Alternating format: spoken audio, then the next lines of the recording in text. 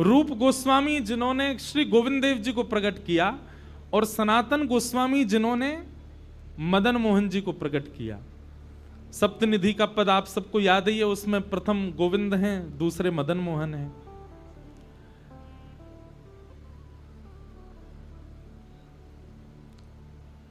तो रूप सनातन गोस्वामी जो थे ये बांग्लादेश के गौड़ देश के परम विद्वान परम बीतराग दो वैष्णव हैं। बहुत ध्यान से सुनो।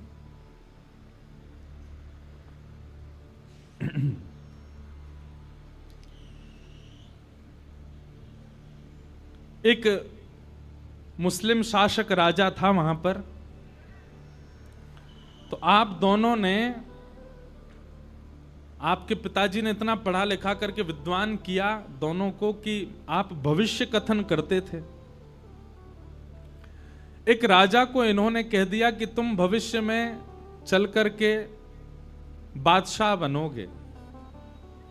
तो उस व्यक्ति ने इनसे कहा कि अगर मैं बादशाह बन गया तो अपना प्रधानमंत्री आपको बनाऊंगा। और बात सत्य हुई, कुछ समय बाद वो व्यक्ति बादशाह बन गया। तो उसने रूप सनातन गोस्वामी जी को मंत्री पद दिया, अपने यहां अलग अलग पद दिए। उससे हमारा प्रयोजन नहीं, पर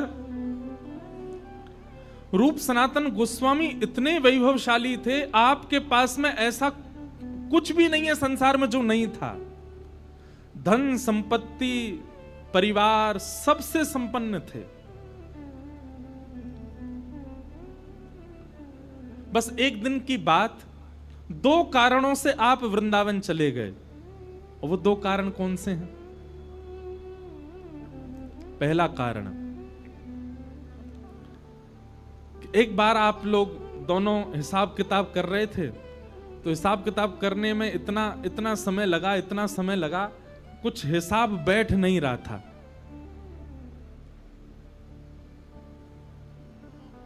दोनों थक गए तो एक सेवक को बुला करके आपने कहा कि सुनो, हमारे लिए शरबत बना के लाओ। तो सेवक गया शरबत बनाने के लिए। तो शरबत में चीनी की जगह, बूरा की जगह मैदा डाल लाया और मैदा मिला करके इन दोनों को पिवाई दिया। अब ये हिसाब में इतने व्यस्त थे कि मैदा युक्त शरबत पी गए, इनको पता ही नहीं चला कि इसमें शक्कर नहीं है, बूरा नहीं है।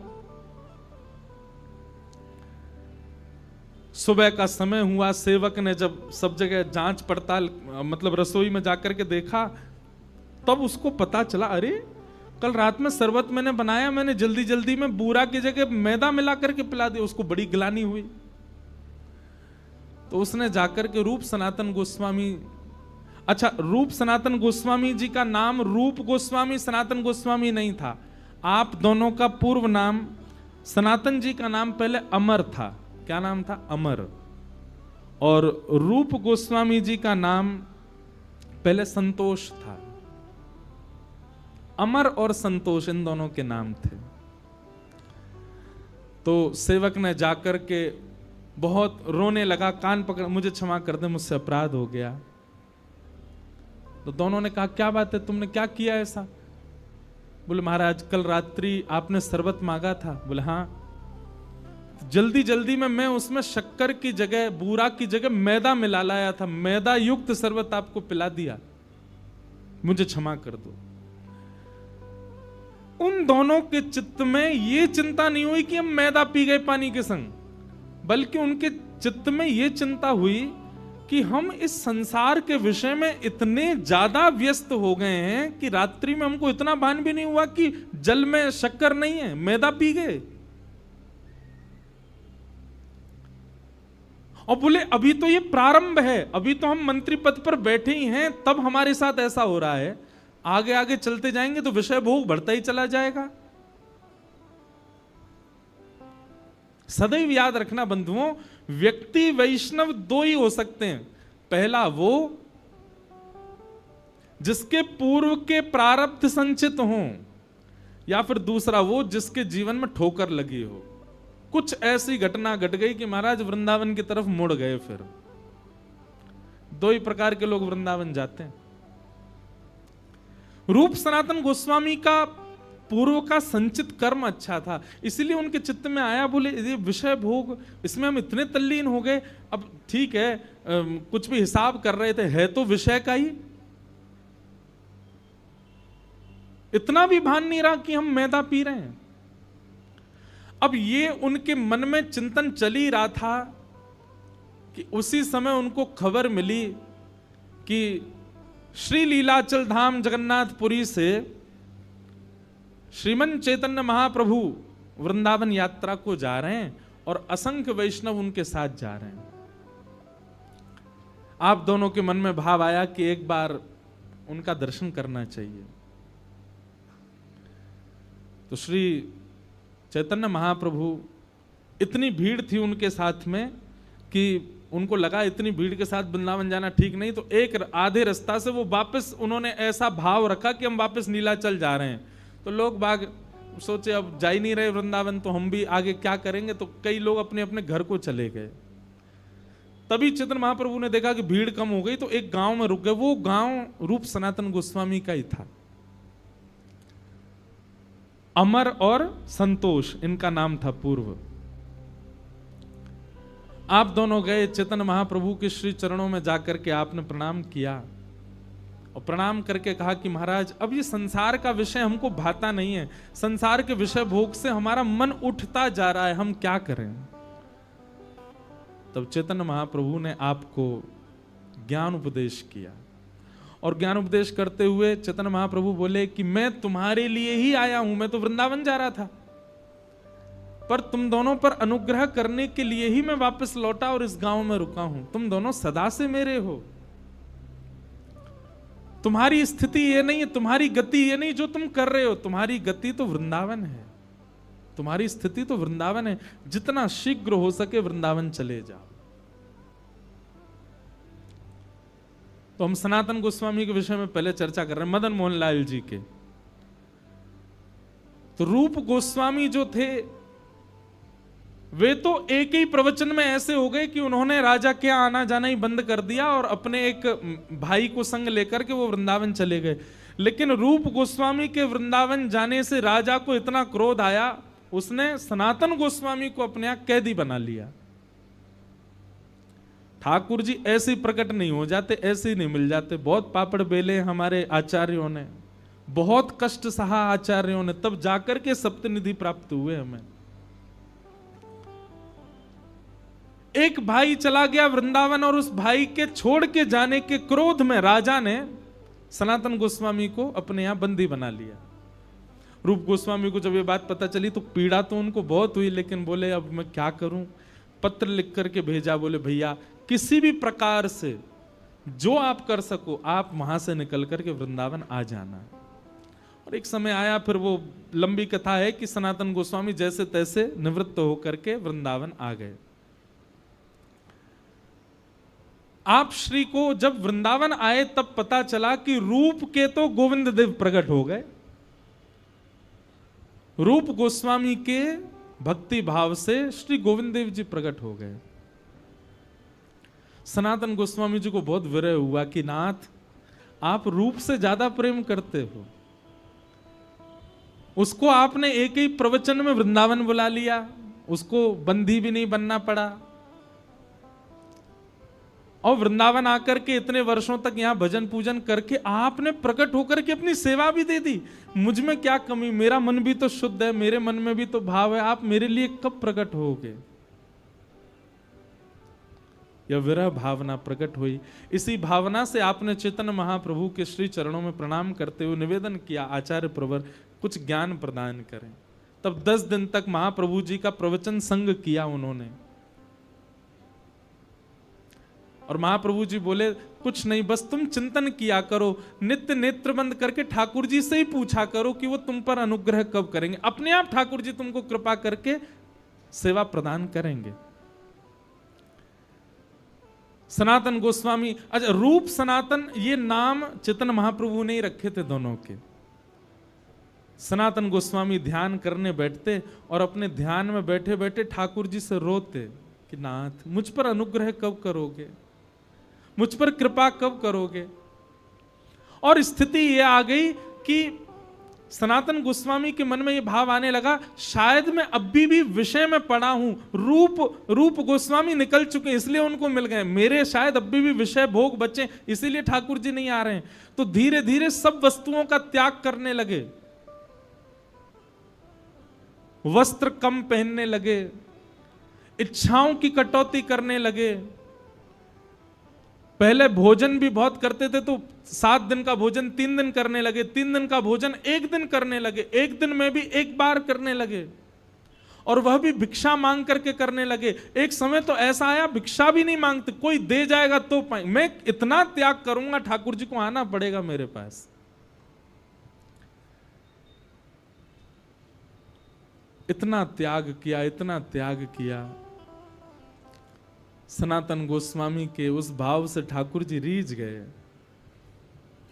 एक दिन सनातन गोस्वामी बैठ करके भजन कर रहे थे, तभी देखते हैं कि आपके मनोभाव में त्रिभंग लली श्याम सुंदर प्रकट हो गए, और जैसे प्रकट हुए आपने दौड़ करके चरण पकड़े। अभी मन में ही चिंतन कर रहे हैं, दौड़ करके चरण पकड़ लिए और पकड़ करके कहा, नाथ मुझे कब मिलोगे आप, मुझे कब दर्शन दोगे आप। तब ठाकुर जी बोले, आपके भाव से मैं बहुत प्रसन्न हूं, मैं बस प्रतीक्षा कर रहा था आपके भाव सुंदर होने के। आप मथुरा जाओ, और मथुरा में परशुराम चतुर्वेदी नाम के एक ब्राह्मण हैं, उनके घर में मैं विराज रहा हूं, वहीं से मुझको लेकर के आओ। सनातन गोस्वामी जी तुरंत मथुरा पहुंच गए, और मथुरा में जाकर के अब ऐसे कैसे मांग लाएं ठाकुर जी को, तो योजना बनाई, क्या करें। बोले भिक्षा के बहाने जाते हैं। पहले पूछा सनातन, ये परशुराम कहाँ रहते हैं। जब उनका घर मिल गया तो रोज भिक्षा मांगने जाते, और भिक्षा मांग करके उनके यहाँ जैसे भिक्षा मांगने जाते, कपाट खुलते, गेट खोल करके जैसे भिक्षा देने आते, सोई मदन मोहन जी सामने बैठे रहते और उन्हीं को ही निहारते रहते। कितने सुंदर, कितने प्यारे।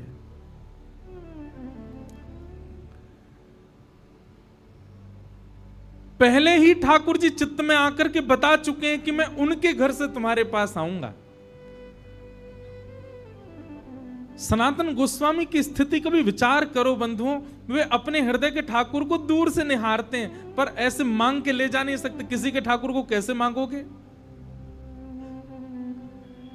आकर के रुदन करते और ठाकुर जी से प्रार्थना करते, आप ही कुछ करो ना, मैं कैसे मांग के लाऊं आपको। भगवान बोले स्वप्न में आकर के, बोले कल जब वो मैया भिक्षा देने आएगी तो उससे थोड़ा संवाद करना। क्या संवाद करूं। बोले बस मेरी सेवा का भाव पूछना, उसी से ही कोई योजना बनेगी। तो सनातन गोस्वामी दूसरे दिन गए, भिक्षा मांगने लगे, तो मैया, एक बूढ़ी मैया आती थी भिक्षा देने। जैसे भिक्षा देने लगी तो सनातन गोस्वामी बोले, मैया इनकी सेवा कैसी है, कैसी सेवा करती हो, आनंद आता होगा खूब। मैया अपना सिर पकड़े, बोले बाबा दूर ते ही देख लो, ये दूर ते ही प्यारो लगे, जाके घर में आ जाए, जाके चित्त में आ जाए, जाके जीवन में आ जाए, बाको सब कुछ लुटवाए दे। मेरो इतनो बड़ो घर, मेरो इतनो बड़ो परिवार सब छुड़वाए दियो जाने। मेरो परिवार बिखर गयो, मेरे बालक बिखर गए, सब मुंह से दूर रहते चले गए।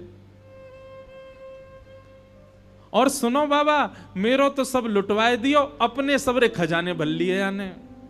अपनी पोशाक, अपनो श्रृंगार, अपनो मुकुट, अपनो ही सिंहासन, सब अपनो ही भरतो चलो गो है। बाबा दूर ते देख लियो या लेवे को मन मत बनाइयो, सब लुटवाए देखो। सनातन गोस्वामी बोले, माँ आप हमारी ओर जरा दृष्टि डाल के देखो, हमारे पास कुछ लगता है आपको। हम पहले ही सब छोड़ चुके हैं, हमारे पास तो केवल एक लंगोटी है बस, इसके अलावा कुछ नहीं है। ये अगर आ भी गए हमारे पास में तो हमारा क्या छुड़वाएंगे, बचा ही नहीं कुछ भी। परिवार हमने छोड़ दिया, भोजन हमने छोड़ दिया, इच्छाएं हमने त्याग दी। अरे एक कुटिया किसी ने बना के दे दी, नहीं तो मैं तो वृक्ष के नीचे रहता था, घर भी नहीं। और जबकि ये रूप सनातन गोस्वामी बड़े संपन्न परिवार से थे बंगाल में, सब छोड़ छाड़ के आ गए। बोले मैया सब तो छूट गया, अब क्या छुड़वावेंगे मेरा। और मैया आप इतनी परेशान हो, आपको बहुत परेशान कर रहे हैं, तो आप इनको मोकू दे दो। मैया बोली बाबा भले ही सब कुछ छुड़वाई दियो या न मेरो, लेकिन दूंगी ना है, रेगो मेरे पास ही। सनातन गोस्वामी बोले तो बोले अब क्या चाह रही हो, क्या छुड़वा मैं आपके, प्राण छूट जाएंगे तब दोगी हमें? अब आपका भी मैया सब चला गया, प्राण ही बचे हैं बस। अब सोचो कहीं आपके प्राण चले गए और फिर उसके बाद आपके दूर के रिश्तेदारों ने आकर के विवाद किया, इनके गहना सोना सब चुरा के ले गए, तो आपको वैकुंठ जाकर के बहुत कष्ट होगा मैया कि मैंने इतनी संपत्ति बढ़ाई मदन मोहन जी की, सब मेरे परिवार के लोग लूट ले गए। इससे बढ़िया प्राण न जामे, वासे पहले पहले इनको कहीं व्यवस्थित कर जाओ। मैं ना कह रहा हूं मोह देख के जाओ, पर देख लियो मेरे पास कुछ है नहीं, मैं रख लूंगा इनको। मैया बोली विचार करूंगी। रात्रि में स्वप्न में मैया के स्वप्न में ठाकुर जी आ गए और मैया से आके बोले मैया तू कैसी है? बोले इतने वर्ष है गए मुझ सेवा करते भय, आज तक स्वप्न में आके तुमने यो ना पूछी कैसी है? पति चलोगो, परिवार चलोगो, बालक चले गए, सब संपत्ति चली गई मेरी, कभी नहीं अब क्यों पूछवे आए हो? कहा चाहिए सीधे सीधे बताओ। ठाकुर जी बोले मैं यूं कह रहा हूं कि मैंने सब तो ले लियो, अब एक ही चीज तेरे पास बची है, वो लेवे वारो हूं मैं। मतलब ठाकुर जी इनडायरेक्ट वे में कह रहे हैं तेरे प्राण लेवे वारो हूं। और मैया तेरे प्राण चले जाएंगे तो फिर मुंह भोजन कौन कराएगा, मेरी सेवा कौन करेगा? मैया बोली आजकल वो कल परसों एक बाबा आयो, वो आपको मांग रहो, वो ऐसी बात कर रहे हो, आप भी स्वप्न में आके ऐसे कहा, बात कहा है मुझे बताओ। बोले मैया तेरे जीवन के केवल 7 दिन बचे हैं, वहां से पहले पहले तू वह बाबा को मुंह दे दे।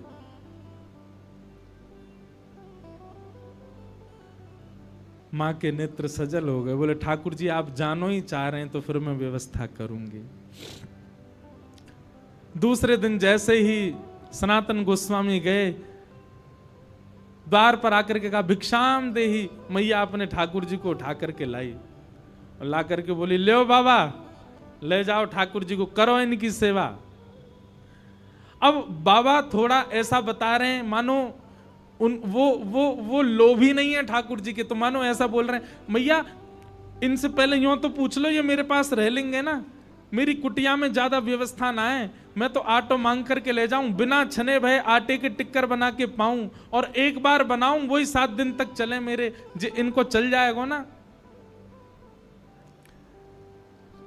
मैया वापस अपने ठाकुर जी को ले गई, भीतर पधरा दी। बोले आज रात में पूछूंगी। स्वप्न में फिर ठाकुर जी आए और स्वप्न में ठाकुर जी तो बोली जय जय, वो बाबा तो एक दिना बनावे, वही एक टिक्कर दी 7 दिना निकाल दे, और आपको तो एक दिना में 8 बार भोजन चाहिए, कैसे जाओगे बाकी यहाँ? ठाकुर जी बोले कोई बात ना, मैं टिक्कर खा के रह लूंगा, लेकिन मैया मैं रहूंगा वही के पास, तुम वही दे दे, वो जैसे रखेगो मुझको स्वीकार है, बस बाकू दे दे। दूसरे दिन सनातन गोस्वामी आए तो मैया ने ठाकुर जी दे दिए। बोले ठाकुर जी कह रहे हैं जैसे रखेगो रह लूंगो। आहा, सनातन गोस्वामी इतने आनंद में भर गए। बोले यही तो सुनना चाह रहा हूं कि ठाकुर जी मैं जैसे चाहूं वैसे रहने को तैयार है। हृदय से लगा करके श्री मदन मोहन लाल जी को अपनी परन कुटी में लेकर के श्री सनातन गोस्वामी आए, चौकी पे विराजमान कर दिए। ठाकुर जी विराज रहे हैं, वही आटा जो भिक्षा में आता है बिना छना हुआ, बिना नमक डाले, उसी के टिक्कर बना करके मदन मोहन जी को पधरा दिए। मदन मोहन जी की 1 सप्ताह तक ऐसी सेवा चलती रही, टिक्कर रोज बनाते थे। और उन टिक्करों का क्या करते थे तो कहीं वर्णन है कि ठाकुर जी की जो प्रसादी होती थी उसमें से थोड़ा सा पाते थे और बाकी का जो था उसको ब्रजरज में गाड़ के रखते थे, और कभी समय मिलता फिर उसमें से निकाल करके पाते रहते या किसी को प्रसाद के रूप में बांटते रहते। 5-6 दिन तक ठाकुर जी ने सेवा कराई और कुछ दिनों बाद ठाकुर जी स्वप्न में आकर के बोले बाबा बहुत मन लग रहा हो मेरा तुम्हारी कुटिया में, तुम ऐसे भजन करते रहो, पूरे दिन टिक्कर बना के मुंह को पवाओ, बाबा बहुत सुख मिल लो, लेकिन एक बात है। बोले कहा, नेक नमक बुरक दे करो आटे में, नेक सो स्वाद आ जाएगा वहां में। अरे मैं नंद जी को लाला, मैं यशोदा मैया को लाला, लाड़ चाव को जोड़ा, इतने लाड़ प्यार ते मुंह को पाल के बड़ो कियो, 56 भोग बनाती यशोदा मैया। बाबा मुंह में नेक भोजन की रुचि है, पर मैं ज्यादा ना कह रहा हूं आपते, मैं यूं ना कह रहा हूं कि बहु व्यंजन बनाओ, पर या आटे में नेक नमक तो डाल दे करो। सनातन गोस्वामी जय जय, आपको बहुत श्रम है क्यों, मैं अभी जाऊं, अक्कल से भिक्षा में नमक भी लेके आऊंगा। और दूसरे दिन आटो भी लाए, नमक भी लाए, आटे में नमक डाल करके टिक्कर बना के पवा दिए। 6-7 दिन ठाकुर जी ने प्रेम से पाए, 7 दिन बाद ठाकुर जी फिर आ गए। सनातन गोस्वामी बोले कहो जय जय, अब ठीक है, नमक को स्वाद आ रहा है। ठाकुर जी खांस खांस के बोलन लगे, तो सनातन, अरे जय जय खांस काई करे, बोले रूखी रोटी है ना, इरज गई है मेरे गले में, सबरी जमाए गई है यहीं पे। ओहो जय जय, आप तो बड़ी पीड़ा में हो, तो क्या करूं? बोले नेक घी लियाए करो, रोटी में नेक टिक्कर में नेक घी बोर के मुंह को फिर पवाए करो। सनातन गोस्वामी बोले ठीक है, मैं घी की व्यवस्था करूंगा। कहां पहले सब छुड़वा दिया सनातन गोस्वामी, वस्त्र तक उनके छुड़वा दिए, परिवार छुड़वा दिया, बहु व्यंजन छुड़वा दिए, और अब धीरे धीरे सब ला रहे हैं उनके घर में। पहले आटो आ गयो, फिर नमक आ गयो, फिर घी को डिब्बा आ गयो। 7-8 दिन तक ठाकुर जी ने प्रेम से पायो, फिर ठाकुर जी प्रकट है गए मन में, जय जय अब तो नमक भी डाल रहा हूं, घी भी चुपड़ रहा हूं, अब कहा चाहिए। ठाकुर जी बोले मैं कछु ज्यादा ना मांग रहा हूं, मैं तो यूं कह रहा हूं, आप कंडा जराए करके वही पर टिक्कर सेकें, और मुंह को लगे कंडा बेचारे बहुत देर तक ऐसे ही रह जाएं, उनमें कछु और भी बन सके। आप एक आलू लियाए करो, और जैसे ही कंडान की अग्नि समाप्त हो तो भुनवे डाल दे करो। जैसे ही कंडान में आलू भूल जाएंगे, उनको बढ़िया छिलका उतार के, नमक रह भैया, नमक डाल के और बाकी चटनी बना के मुंह पवाए दे करो। सनातन गोस्वामी जी ने ठाकुर जी उठाए गोद में, बोले चटोरे लाल, मेरे पूरे घर में पहले तो सब छुड़वाए दियो, मेरे व्यंजन छुड़वा दिए, मेरो भोजन छुड़वा दियो, मेरो घर छुड़वा दियो, परिवार छुड़वा दियो, वस्त्र छुड़वा दिए, और अब धीरे धीरे सब, अरे ये एक दिन आवेगो मेरे घर में 56 भोग बनने लगेंगे, मैं भजन कब करूंगा फिर? रुको, तुम्हें वही मैया के पास ही छोड़ के आऊं। जैसे ही मदन मोहन जी को उठा के ले जाने लगे, प्रत्यक्ष मदन मोहन जी प्रकट हो गए, प्रकट होके हृदय से लगा लिया, और हृदय से लगा करके बोले बाबा तू जैसे रहेगो रहूंगो तेरे सिर पे ही, तो छोड़ के ना जाऊंगो। हाँ मैं 56 भोग पाऊंगो एक दिन तेरे हाथन सो, लेकिन पाऊंगो तेरे हाथन सो, नहीं जाऊंगो छोड़ करके। बंधुओं, ठाकुर जी विरह देते हैं ना, इसका मतलब ये नहीं है कि वो निष्ठुर हैं।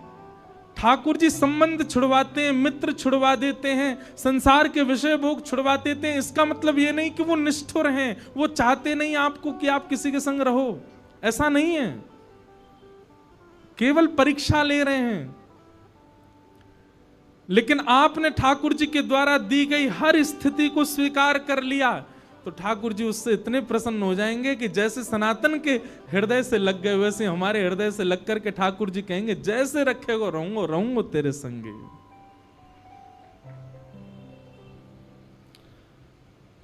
ऐसे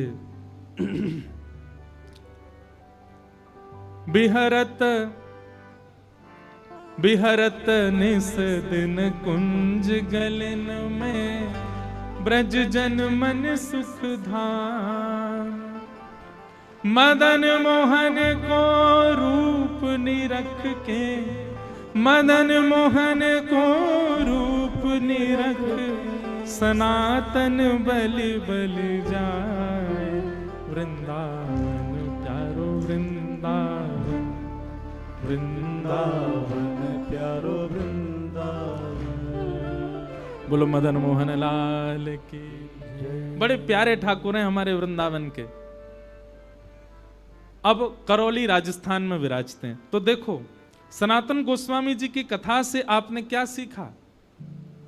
भगवत प्राप्ति के लिए, ठाकुर जी प्राप्त हो उसके लिए सबसे पहले क्या आवश्यक है? एक गुरु, सदगुरु का संग। चैतन्य महाप्रभु यदि कभी सनातन गोस्वामी के जीवन में नहीं आते तो शायद उनको कभी भगवत प्राप्ति नहीं होती। लेकिन गुरु कैसा होना चाहिए? गुरु वही जो हरि सो मिलावे, गुरु वही जो वृंदावन में बसावे, गुरु वही जो हरि की राह दिखावे, जो भगवत भावों को आपके चित्त में स्पष्ट करे, वो गुरु होना चाहिए। ऐसे गुरु सनातन गोस्वामी को प्राप्त हुए। तो सबसे पहले गुरु आश्रित। और गुरु आश्रय भी कैसा? चैतन्य महाप्रभु ने कहा कि वृंदावन चले जाओ, तो अपनी राजकीय संपदा को छोड़ करके चले गए वृंदावन। रूप सनातन गोस्वामी जी का जब मैं चरित्र पढ़ रहा था तो उनके परिवार के बारे में भक्तमाल जी में ऐसा वर्णन किया है, उस काल में, उस समय में वह सुख था उनके पास जो बड़े बड़े राजाओं के पास नहीं था। सब छोड़ करके आ गए वृंदावन। और यह बात स्पष्ट है, जाके चित्त में यह भावना हो कि हमें श्री राधा रमण प्रत्यक्ष मिलें, तो हरिराम व्यास जी की इस पंक्ति को याद रखिएगा, कनक कूट कोटिक लग तजिए भजिए कुंवर कन्हैया, वृंदावन सा चौधन भैया। जब तक आपके जीवन में वृहद त्याग नहीं होगा तब तक ठाकुर जी नहीं मिल सकते। ये बात लिख लीजिएगा।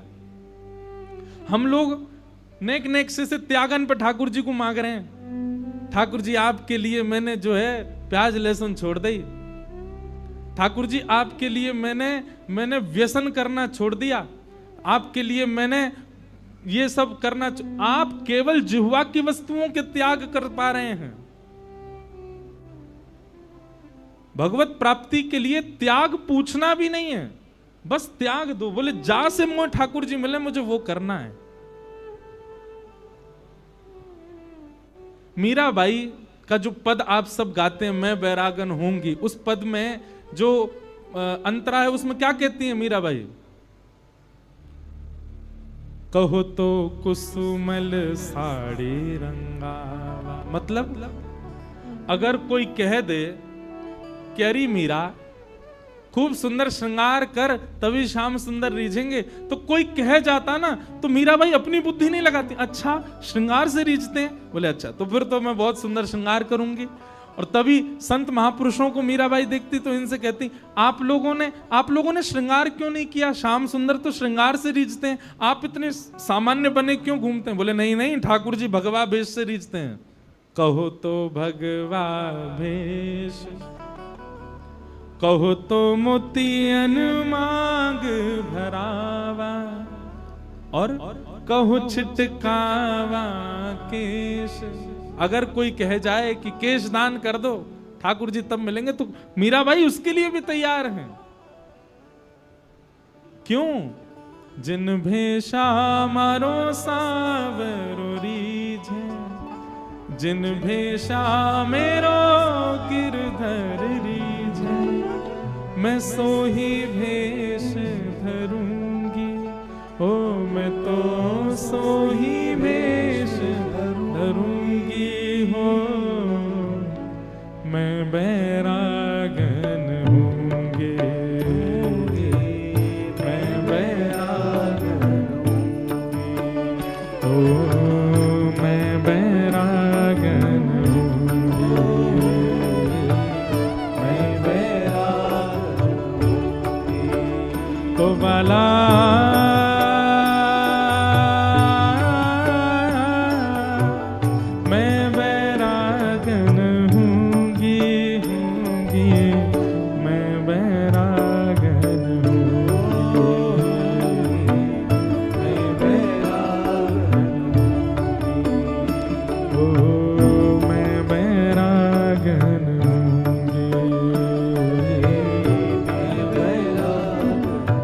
सब लोग, ओ जिन भेषा मेरो सावरो रीझे, जिन भेषा मेरो सावरो रीझे, हे जिन भेषा राधा रमण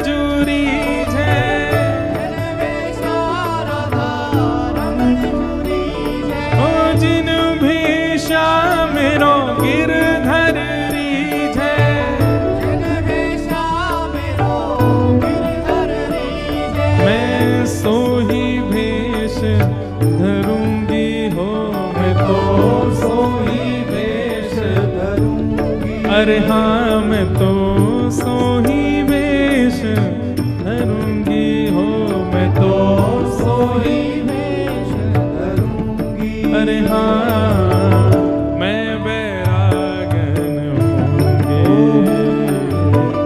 मैं बैरागन ओ मैं बैरागन होंगे। मैं बैरागन। श्री राधा रमण लाल की।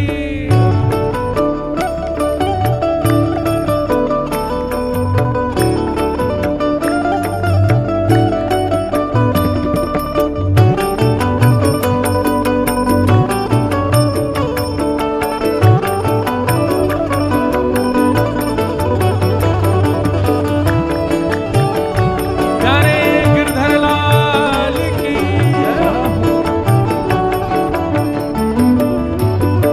ओ प्राण हमारा वहाँ बसत है, प्राण हमारा जहाँ बसत है। ओ प्राण हमारा वहाँ बसत है, प्राण हमारा जहाँ बसत है।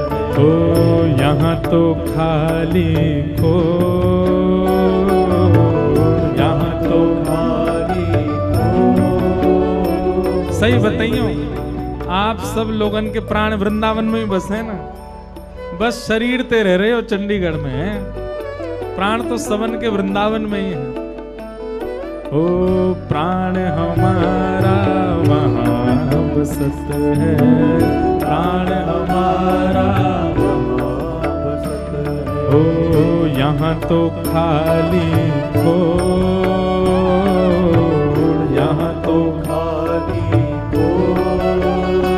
ओ मात पिता परिवार सोई है, मात पिता परिवार सोई है। ओ मात पिता परिवार सोई है, मात पिता परिवार सोई है। ओ कहिए तिनका तोड़ भला, कहिए तिनका तो हाँ भला, कहिए तिनका तोड़ भला, कहिए तिनका तो क्या कहना है। मैं बैरागन होंगे, मैं बैरागन ओ मैं बैरागन होंगे, मैं बैरागन का भाव से ओ भला,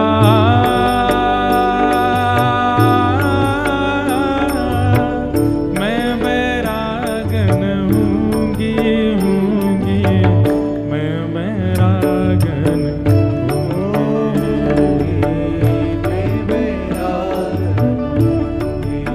बैरागन होने का कारण कुछ और नहीं, दिखावा तो बिल्कुल भी नहीं होना चाहिए। ये गोपी बनना इसलिए नहीं बनना है कि सब देखें, देखो हम गोपी, गोपी हमारे बननो है भैया। ओ जिन भेषा मेरो सावरो रीझे, जिन भेषा मरो सावरो रीझे। जिन भेषा मेरो गिरधर रीझे, ओ जिन भेषा मरो गिरधर रीझे। ओ जिन भेषा राधा रमण जुरी है, जिन भेषा राधा रमण जुरी। हे राधा रमण जुरी है, हे राधा वल्लभ जुरी है, राधा वल्लभ जुरी। हे राधा रमण जुरी है, राधा रमण जुरी। ओ प्यारो गिरधर रीझ है, गिरधर रीझे। वृंदावन रीझ है, वृंदावन रीझे। ब्रजवासी रीझ है, रासी रीझे। मैं सोई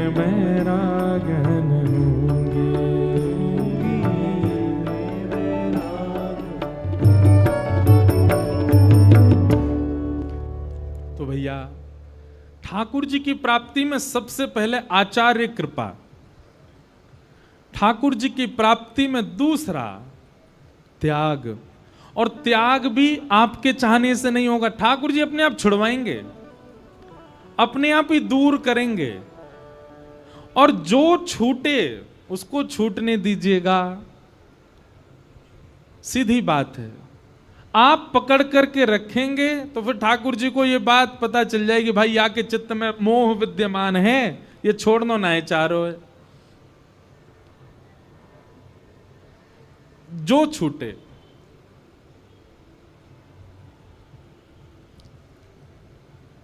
अब मेरे को एक के बाद एक पद याद आते रहते हैं तो मन होता है पद ही गाऊं। अच्छा, ये सब जो सारी कथाओं में नहीं होता, ये कहीं कहीं होता है, एक के बाद एक पद याद आते हैं, कहीं कहीं होता है। ब्रज के अंतरंग भाव सब जगह प्रकट नहीं होते कथा में। एक पद मैं गाता हूं, उस पद में एक पंक्ति आती है, घर का प्राणी कहा ना माने, मन मन खुशी मनाऊं। घर का प्राणी कहा ना माने, मन मन खुशी मनाऊं। हे नाथ, आपकी बड़ी कृपा है। क्यों? वो घर के लोग मेरी बातें नहीं मानते। आपके घर के लोग आपकी एक बार कही गई बात पर तुरंत पालन करते हैं तो समझो अभी ठाकुर जी ने स्वीकार नहीं किया। ठाकुर जी स्वीकार कर रहे हैं जी, कैसे पता चले? बोले जो कहो घर में सब लोग लड़ने बैठ जाते हैं, बोले ये नहीं होगा, ऐसे नहीं होगा, ये नहीं होगा। आपकी बात कोई नहीं माने तो यूं समझो, हाँ कोई नहीं मान रहे हो तो या को मतलब सबके प्रति जो मोह है ठाकुर जी उसको कम कर रहे हैं। मारा गिरधर लाल थारो नचायो नाचू रे, मारा नट राजा थारो नचायो नाचू। बोलो मदन मोहन लाल की। तो ऐसे श्री मदन मोहन लाल जी सनातन गोस्वामी को प्राप्त हुए। और रूप गोस्वामी को कैसे प्राप्त हुए वो विश्राम जब कर रहे होंगे कथा का तब सुनाएंगे, और फिर उसके बाद उत्सव मनाएंगे। तो इस प्रकार श्री मदन मोहन जी प्रकट भये। तो मैं इस विषय पर लेकर के आया था कि ठाकुर जी जीवन में आएंगे तो सब छुड़वा देंगे। ये बात पहले ही पक्का करके रखना आप। छूटेगा, और छूटेगा का मतलब ये नहीं कि घर से बेघर रह जाओगे, खाने पीने को नहीं मिलेगा, ऐसा नहीं। छूटेगा मतलब आपके चित्त में जो भावना थी उन सब के प्रति वो कम होने लग जाएगी। रहोगे घर में ही, रहोगे बहुव्यंजनों के बीच में ही, रहोगे पार्टीज में ही, रहोगे ऐसे लोगों के बीच में, पर आपका चित्त नहीं होगा कि अब मन उठ चुका है मेरा, अब ये सब इच्छा नहीं है। तब समझो हाँ ठाकुर जी कृपा है रही है। कई लोग घबरा गए, बोले महाराज जी घर से बेदखल होंगे तभी वृंदावन स्वीकार करेगो, जैसे रूप सनातन हो गए। तब का समय अलग था, पर हाँ यह भी हो जाए तो बड़ी बात नहीं है, यह भी हो सकता है। पर मूल बात यह है कि आपका चित्त भर जाएगा सब चीजों से। ये ठाकुर जी करते हैं। तो सनातन गोस्वामी को इस प्रकार ठाकुर जी प्राप्त भये। ऐसे ठाकुर जी वृंदावन में विराज रहे हैं। तो निर्गुण निराकार ब्रह्म को समझना बहुत मुश्किल, वृंदावन वाले ठाकुर जी को समझना भी आसान तो नहीं है, पर वे यदि समझ में आने लगे तो संसार छूटेगा, संसार से निवृत्ति होने लग जाएगी। ऐसे श्री कृष्ण को हम प्रणाम करते हैं।